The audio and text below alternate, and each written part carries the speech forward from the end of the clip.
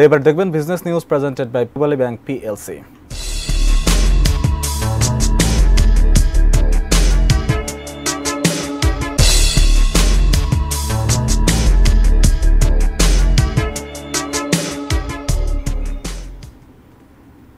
এক কোটি পিস চামড়া ব্যবস্থাপনার প্রস্তুতি চলছে। এবার বাজার তদারকিতে মাঠে থাকছে ভোক্তা অধিকার সংরক্ষণ অধিদপ্তর। চামড়ার গুণগত মানের বিষয়ে নজর চান ব্যবসায়ীরা। সাজেদা সুইটির রিপোর্ট। চামড়ার দাম এবং সংরক্ষণের ব্যাপারে প্রতিবার নির্দেশনা থাকলেও শেষ পর্যন্ত আশানুরূপ ফল মেলে না। তাই এবার প্রথমবারের মতো বর্গফুট এবং পিস দুইভাবেই দাম ঠিক করে দিয়েছে সরকার। যারা যথাসময় চামড়া যথাযথভাবে সংরক্ষণ করবেন তারা চামড়ার ন্যায্য দাম পাবেন, আর যারা চামড়ার গুণগত মান নষ্ট করে ফেলবেন তারা ন্যায্য দাম থেকে বঞ্চিত হবে।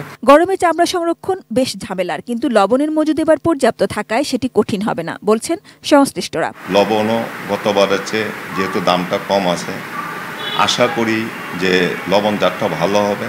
মিনিমাম 6 ঘন্টার মধ্যে লবণ মাখতে হবে।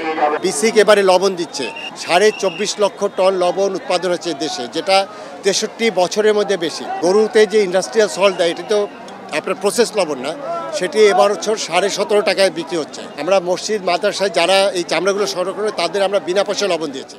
বছর জুড়ে সংগৃহীত চামড়ার অর্ধেকেরও বেশি আসে কোরবানির এই সময়টাতে। তাই শিল্পটিকে বিশ্বে আরও প্রতিষ্ঠিত করতে এবার চামড়া তদারকিতে বেশ জোর দিচ্ছে সব পক্ষ। চামড়াটা যদি ছিঁড়ে যায়, কেটে যায়, তাহলে কিন্তু এই চামড়ার দাম থাকবে না। এই চামড়ার ব্যবস্থাপনার ক্ষেত্রে আমরা কোরবানির দিন থেকে কাজ করব। 7 দিন সারা বাংলাদেশের চামড়ার মুভমেন্ট ঢাকামুখী এটা বন্ধ রেখেছি। এরপরে তারা পর্যায়ক্রমে এটা নিয়ে আসবে। Sajida Sweety, ATN news, Dhaka.